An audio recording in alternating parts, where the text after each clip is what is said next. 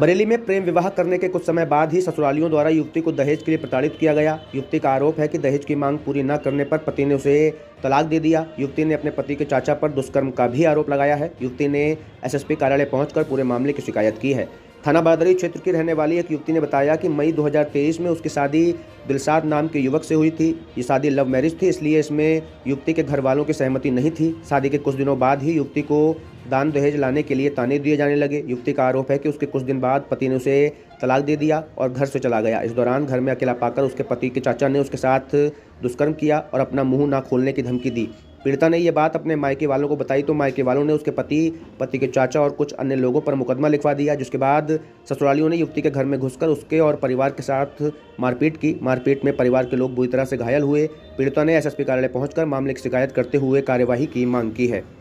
Sir, मेरी शादी हुई थी मई में। मेरे साथ में उस लड़के ने फ्रॉड किया।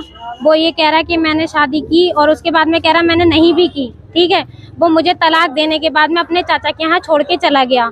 उसके चाचा ने मेरे साथ दुष्कर्म किया। उस पर मैंने ऑब्जेक्शन उठाया, उसके परिवार के बोला था तो वो ये बोले कि आपने अगर घर जाके कुछ भी बात की तो मैं आपको जान से मार देंगे हम। ठीक, उसके बाद में लड़का, मुझे कुछ समय तक मैं उस लड़के को ढूंढती रही। जब वो लड़का मुझे नहीं मिला तो जो है मैं अपने परिवार आने के बाद मैंने सारी बात अपने भाई को बताई। तो मेरे भाई ने जो है वहाँ पे बात की। बात करने के बाद में कोई एफआईआर दर्ज की। वो उस एफआईआर पे कोई बात नहीं हुई कि हमने लड़के को बेदखल कर दिया। हमारी तरफ से लड़का बेदखल है। और कुछ समय पहले परसों वाले दिन वो लड़का, मुझे किसी ने खबर दी थी तो वो मुझे लड़का तुलसी नगर के रोड पे मिला था, हाथी वाले गेट के पास। फिलहाल जब वो पहुंचने के बाद में मैंने वहाँ पे जो है मारा पीटी की उस लड़के ने। फिर घर में आने के बाद में मेरी माँ को, मेरी बहन को और मुझे बहुत फिर मारा। फिर धमकी दे के गए, अगर आपने पुलिस में कोई भी कंप्लेन की तो मैं जो है आप लोगों को जान से मार दूंगा। उसमें उसके फूफा जो है राइफल लेके आए थे और हम लोगों को धमकी दे के गए थे इस चीज की। दूसरी बात, जब हम पहुंचने के बाद लड़के को थाने ले गए। थाने ले जाने के बाद में वहाँ पे एक लड़की पहुंची। पहुंचने के बाद में वो बोली कि ये मेरा पति है, मैं शादी कर चुकी हूँ 4 महीने पहले, और जो है मेरी तरफ से कोई कार्रवाई नहीं हुई। तो मैं इस चक्कर में यहाँ पे आई हूँ और मैं ये चाहती हूँ कि आप लोग सब मेरी मदद की और मुझे जो है इंसाफ दिलाएं। लड़का दिलशाद है। बाप का नाम इरशाद है और रहने वाला इजाज नगर गोटिया तो मोहल्ला तुलसी नगर। कितने साल हो गए शादी को? शादी को 2023 में शादी हुई थी।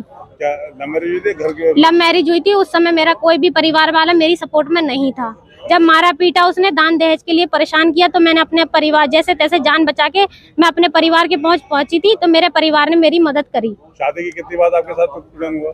शादी के लगभग 1 महीने के बाद में मुझे दहेज के लिए वो लोग परेशान करने लगे थे, मारा पीटी करने लगे थे। मैं कुछ समय तक साथ में रहती रही।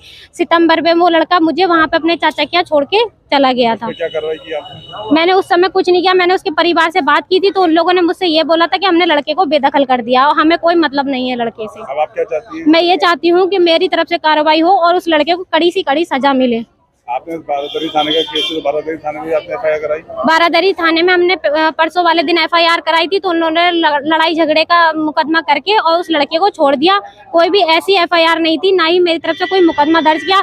एक दिन पहले जिस दिन वहाँ पे झगड़ा हुआ था तो वहाँ के चौकी इंचार्ज थाने इंचार्ज ये बोले थे कि हम कल को कार्रवाई करके लड़के को जेल भेज देंगे, मुकदमा दर्ज हो जाएगा। जब अगले दिन हम वहाँ पहुंचे तो थाने इंचार्ज ने ये कहा कि मुकदमा नहीं होगा, जो लड़ाई का 151 का मुकदमा है बस वही, उसी की जमानत लेके लड़के को छोड़ दिया था। अब आप क्या चाह रहे हैं? एसपी ऑफिस आइए तो बस यही चाहती हूँ कि सर आप मेरी मदद करें और मुझे इंसाफ मिले।